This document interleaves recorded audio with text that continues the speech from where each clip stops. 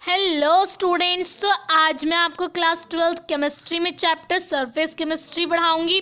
तो let's started. Surface chemistry deals with the phenomena that occur at the surface और interface. Surface chemistry deal करती है, means पढ़ाई करती है या पढ़ाती है उस फिनोमेना के बारे में जो एक सरफेस पे होता है। मीन्स एक सतह है, ये एक मान लीजिए कोई सब्सटेंस है, तो इसके सरफेस पे होने वाले फिनोमेनाज क्या हो रहा है या क्या हो सकता है, ये सब चीज़ें सरफेस केमिस्ट्री के अंदर हम पढ़ते हैं। The subject of surface chemistry finds many application in industries, analytic work and daily life situation. Surface chemistry बहुत सारी एप्लीकेशंस में यूज़फुल होता है, जैसे इंडस्ट्रीज़ हो गया, एनालिटिक वर्क किसी चीज़ को पहचानने एनालाइज करने में हेल्पफुल होता है, और डेली लाइफ सिचुएशन से भी बहुत कुछ मैच कराता है। ठीक है, इसके अंदर एक टर्म आती है एड्सॉर्प्शन। तो एड्सॉर्प्शन क्या होता है? The accumulation of molecular species at the surface rather than bulk of a solid or liquid is termed as adsorption. Adsorption होता है किसी सरफेस पर किसी मॉलिक्यूल्स और स्पीशीज़ का आकर जम जाना, इकट्ठा हो जाना, एक्यूमुलेट हो जाना। मान लीजिए सर एक सब्सटेंस है, इस पर कोई अदर पार्टिकल मॉलिक्यूलर स्पीशीज़ आकर यहाँ आकर जम जाती हैं, सिर्फ सरफेस पे रहती हैं, अंदर बल्क के अंदर नहीं जाती। ये फिनोमेना एड्सॉर्प्शन कहलाता है। एग्जाम्पल है the air become dry in the presence of silica gel because water molecules get absorbed on the surface of gel। देखिए, अगर आप किसी भी एयर को सिलिका जेल से पास कराते हैं तो वो जो एयर होती है वो ड्राई हो जाती है। क्यों? क्योंकि इसके अंदर जितना भी मॉइस्चर होता है, वाटर मॉलिक्यूल्स होते हैं, वो एड्जॉर्ब हो जाते हैं सिलिका जेल पे। एड्जॉर्ब हो जाते हैं मीन्स वाटर मॉलिक्यूल्स आकर एक्यूमुलेट, चिपक जाते हैं सिलिका जेल के सरफेस पर। ओके, नेक्स्ट अगर एक टर्म आती है एड्सॉर्बेट। एड्सॉर्बेट क्या होता है? मॉलिक्यूलर स्पीशीज और अ सब्सटेंस विच कंसंट्रेट और एक्यूमुलेट ऑन द सरफेस। जो सब्सटेंस, जो मॉलिक्यूलर स्पीशीज आकर जमती हैं या एक्यूमुलेट होती हैं, इकट्ठा होती हैं, वो एड्सॉर्बेट कहलाती हैं। और एड्सॉर्बेंट क्या होता है? The material on the surface which adsorption take place. जिस सरफेस पे, जिस सब्सटेंस पर, जिसके सरफेस पे आकर वो एड्सॉर्बेंट इकट्ठे हो रहे थे, एक्यूमुलेट हो रहे थे, उस सरफेस को, उस सब्सटेंस को एड्सॉर्बेंट बोलते हैं। मीन्स जो हो रहा है वो एड्सॉर्बेट है और जिस पर हो रहा है वो एड्सॉर्बेंट है। ओके, एक नई टर्म आती है डिसॉर्प्शन। डिसॉर्प्शन क्या है? The process of removing the adsorb substance from its surface on which is adsorbed is called desorption। Means अगर एड्सॉर्ब सब्सटेंस को रिमूव करना हो, मीन्स एड्सॉर्प्शन को ख़त्म करना हो, उसके सब्सटेंस को रिमूव करना हो, तो वो प्रोसेस डिसॉर्प्शन बोलती है। ठीक है, adsorption is essential surface phenomena. Adsorption एक सरफेस फिनोमेना है, मीन्स हमेशा एड्सॉर्प्शन सरफेस पे ही होता है, इंटरफेस में नहीं होता, अंदर की साइड नहीं होता।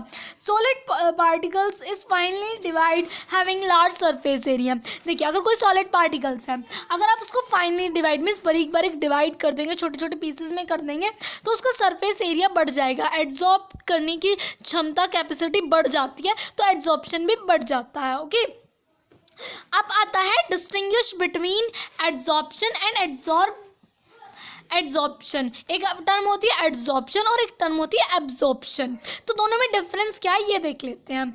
कि substance is only concentrated on the surface. Adsorption के अंदर क्या होता है? सब्सटेंस सरफेस पे कंसंट्रेट होता है, सिर्फ और सिर्फ सरफेस पे ही रह जाता है। ये एड्सॉर्ब सब्सटेंस है और यहाँ पर आके एड्सॉर्ब हो जाता है सरफेस पे, सिर्फ सरफेस पे रहता है। और एब्जॉर्प्शन में क्या होता है कि substance is uniformly distributed through out the bulk. Bulk means अंदर तक। ये अगर कोई सब्सटेंस के अंदर एब्जॉर्ब हो रहा है तो वो यहाँ बल्क के अंदर पूरी तरीके से चला जाएगा।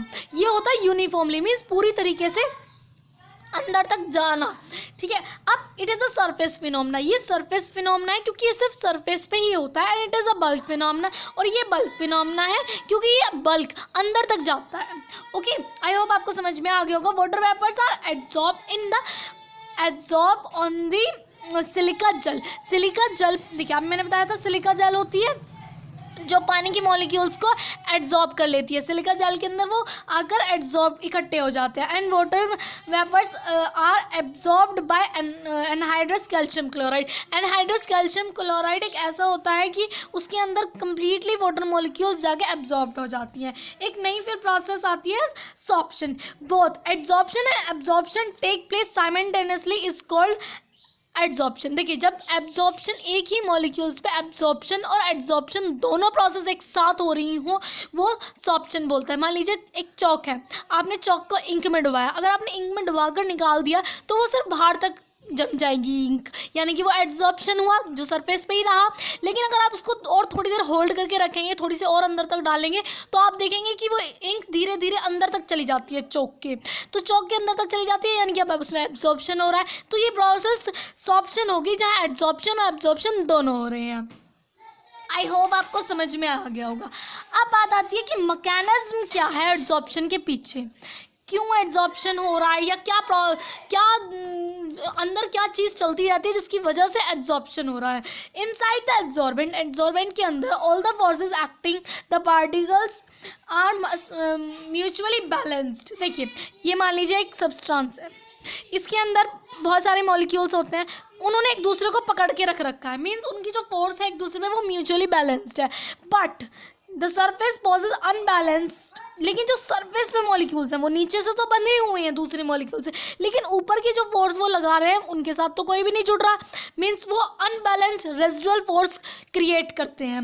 And the force is responsible for attracting the adsorbate particle on its surface. अब कोई भी एड्जॉर्बेट पार्टिकल इसके कॉन्टैक्ट में आता है तो ये फटाक दनी से जाके उन्हें एड्जॉर्ब कर लेते हैं, यही कारण होता है एड्जॉर्प्शन का। Another important factor featuring adsorption is the heat of adsorption during adsorption. एक मिनट, जब एड्जॉर्प्शन होता है ना तब एक हीट प्रोड्यूस्ड होती है। Adsorption during adsorption there is always a decrease in residual force. भाई देखिए यहाँ पे रेजिडुअल फोर्स अनबैलेंस फोर्स था, लेकिन जब आगे कोई एड्जॉर्बेंट इस पे आके चिपक जाता है तो ये बैलेंस्ड हो जाता है, तो यहाँ क्या होता है, डिक्रीज हो जाता है वो अनबैलेंस्ड फोर्स, ठीक है। एंड डिक्रीज सरफेस एनर्जी, और सरफेस एनर्जी भी डिक्रीज हो जाती है। Adsorption is an exothermic process. Adsorption एक एक्सोथर्मिक प्रोसेस है। आई होप आप जानते होंगे कि एक्सोथर्मिक प्रोसेस वो प्रोसेस होती है जिसके होने के बाद हीट प्रोड्यूस्ड हो, ठीक है। तो del H is negative, del S is negative, hence del G is also negative. और जहाँ डेल जी नेगेटिव हो जाता है वो एक एक्सोथर्मिक प्रोसेस हो जाती है। अब बात आती है टाइप ऑफ एड्जॉर्प्शन की, कि एड्जॉर्प्शन के कितने टाइप होते हैं। तो एड्जॉर्प्शन के दो टाइप होते हैं, first physisorption, second chemisorption. Physical adsorption और केमिकल एड्जॉर्प्शन। अब फिजिकल एड्जॉर्प्शन क्या होता है, accumulation of gas on the surface of solid is in occur due to the weak van der Waals force. अगर कोई गैस सॉलिड पर आकर एक्यूमुलेट होती है लेकिन बहुत वीक वैंडरवॉल फोर्सेस से, कोई भी केमिकल प्रोसेस नहीं होती, कोई केमिकल रिएक्शन अकर नहीं होती, तो वो जो वीक वैंडरवॉल फोर्स से बनने वाली एक्यूमुलेट होने वाली चीज़ें हैं, एड्जॉर्प्शन है, वो फिजियोप्शन हुआ, यानी कि फिजिकल एड्जॉर्प्शन हुआ। अब कीमियोजॉर्प्शन यानी कि केमिकल एड्जॉर्प्शन क्या होता है, व्हेन द गैस मॉलिक्यूल्स और atom are held to the solid surface by a chemical bond. जब एक गैस एक सॉलिड पे आके इकट्ठा होती है, एक्यूमुलेट होती है with the strong force, chemical bond बनाती है कोई ना कोई, चाहे वो इलेक्ट्रोवैलेंट बॉन्ड हो, चाहे वो कोवलेंट बॉन्ड हो या कोऑर्डिनेट बॉन्ड हो, किसी भी तरह का बॉन्ड हो, लेकिन अगर वो केमिकल बॉन्ड बना रही है that it is a chemical adsorption और कीमियोजॉर्प्शन बोल सकते हैं। And the chemical bond may be covalent ionic in nature, okay. अब फिजियोप्शन और केमियोजॉर्प्शन में क्या डिफरेंस होता है फटाफट देख लेते हैं, ये क्वेश्चन आ जाता है बोर्ड में, ओके। तो it arise due to the van der Waal force. Physisorption arise ही होता है क्योंकि वीक वैंडरवॉल फोर्सेस से, और chemisorption arise due to the chemical bond. अगर केमिकल बॉन्ड बन रहा है तो वो कीमियोजॉर्प्शन है, यानी कि केमिकल एड्जॉर्प्शन है। It is not specific in nature. जो फिजियोप्शन है वो स्पेसिफिक नहीं होता नेचर में, मीन्स ये नहीं कि मैं सिर्फ इसके साथ ही बंधूंगा या फिर मैं इसके पार्टिकल भी एड्जॉर्ब होऊंगा, वो कहीं भी हो जाता है, कोई स्पेसिफिक नेचर नहीं है। लेकिन कीमियोजॉर्प्शन जो है स्पेसिफिक होता है नेचर में, मीन्स इनकी पर्टिकुलर मैं इसके साथ ही रिएक्शन शो करूंगा, मैं इसके साथ ही बॉन्ड बनाऊंगा, इस तरह की चीज़ें होती हैं, ठीक है। It is reversible. Physisorption reversible है, मीन्स जैसा आपने करा है आप उसको रिमूव भी कर सकते हो, लेकिन कीमियोजॉर्प्शन जो है वो इरिवर्सिबल है, एक बार बॉन्डिंग बन गई तो बन गई, आप उसको तोड़ नहीं सकते हैं, ठीक है। Enthalpy of adsorption is low. जो एंथैल्पी होती है एड्जॉर्प्शन की वो लो होती है, और कीमियोसॉर्प्शन में एंथैल्पी ऑफ एड्सॉर्प्शन बहुत हाई होता है। Low temperature is favourable, physisorption कम टेम्परेचर में हो जाता है, लेकिन कीमियोसॉर्प्शन हाई टेम्परेचर में फेवरेबल होता है, क्योंकि एक केमिकल बॉन्ड बनाने के लिए आपको कुछ ना कुछ हीट उसे देनी पड़ेगी, यानी कि कुछ ना कुछ एनर्जी आपको उसे देनी पड़ेगी, तो हाई टेम्परेचर हो जाता है इसके लिए। अब आती है एड्सॉर्प्शन आइसोथर्म क्या होता है। तो the variation in the amount of gas absorbed by adsorbent with the pressure at constant temperature can be expressed by the mean of curve term as adsorption isotherm। देखिए, variation of amount of gas adsorbed on adsorbent, एक adsorbent पे कितनी amount of gas adsorb हो सकती है उस pressure पे जब टेम्परेचर कांस्टेंट हो, ये वेरिएशन एड्सॉर्प्शन आइसोथर्म से हमें पता लगता है। भाई कुछ गैस ज़्यादा एड्सॉर्ब हो जाती हैं, कुछ कम गैस एड्सॉर्ब होती हैं, अब प्रेशर चेंज होता रहता है, तो उसमें क्या इफेक्ट पड़ता है। तो आप इस ग्राफ से समझ सकते हैं कि एक ऐसे जा रहा है, एक ऐसे जा रहा है और एक ऐसे जा रहा है। Empirical relationship between the quantity of a gas adsorb by unit solid adsorb at pressure at particular temperature. आपको एक ये इक्वेशन दे दी, एक्स वो मास है गैस का अपॉन एम मास है सॉलिड का, इक्वल्स टू के पी 1/n।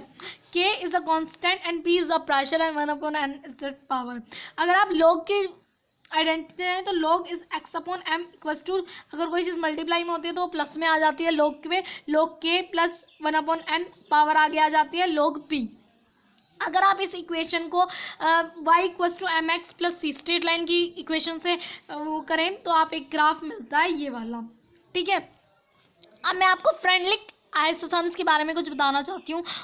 उन्होंने क्या ग्राफ दिया था, लोग एक्स अपॉन एम लिया और लॉग पी लिया, तो उन्होंने देखा कि एक स्लोप बन रही है और स्लोप आ रही थी 1/n, ये जिसकी ये पावर थी, ठीक है, और लॉग के जो था वो था इंटरसेप्ट। अब the factor 1/n can be varied between 0 and 1। अब आपके MCQs आते हैं तो इसमें पूछा जा सकता है कि 1/n जो फैक्टर होता है इसकी वैल्यू कहाँ कहाँ तक डिफाइन होती है, तो 0 से 1 तक डिफाइंड होती है, ठीक है।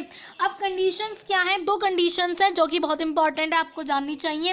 फर्स्ट है 1/n इज 0, अगर स्लोप 0 होती है 1/n 0 होता है तो x/m is constant, the adsorption is independent of pressure.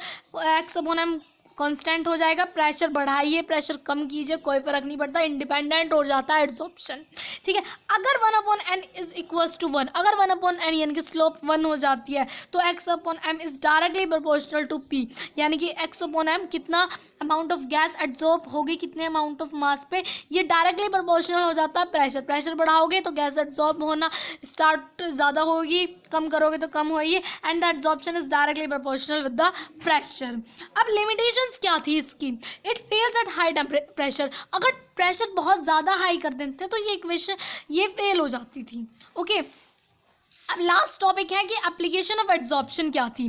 तो फर्स्ट एप्लीकेशन थी प्रोडक्शन ऑफ हाई वैक्यूम।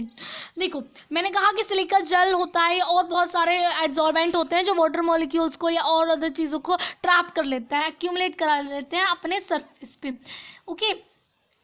तो the remaining trace of air can be adsorb by charcoal, charcoal के द्वारा जो बची हुई एयर्स हैं उनको एड्सॉर्ब किया जा सकता है, तो आप एक वैक्यूम क्रिएट कर सकते हो। Control of humidity, silica and aluminium gels are use as absorbent for removing the moisture. आपको पता है सिलिका जेल और ये एल्यूमिनियम जेल जो होता है वो वाटर मॉलिक्यूल्स को एब्जॉर्ब कर लेता है, यानी कि वाटर मॉलिक्यूल्स खत्म कर देता है, यानी कि ह्यूमिडिटी खत्म कर देता है। और chromatic analysis based on the phenomena of adsorption, आप नेक्स्ट चैप्टर में पढ़ेंगे क्रोमेटिक एनालिसिस के बारे में। यहाँ बताया जाता है कि किस तरह से एड्सॉर्प्शन होना है, एनालाइज कर देता है, हेल्प कर देता है। आई होप आपको चैप्टर समझ में आया होगा, इसकी बाकी की पार्ट्स नेक्स्ट वीडियो में करेंगे। Thank you for watching this and please like share and subscribe my channel. Thank you.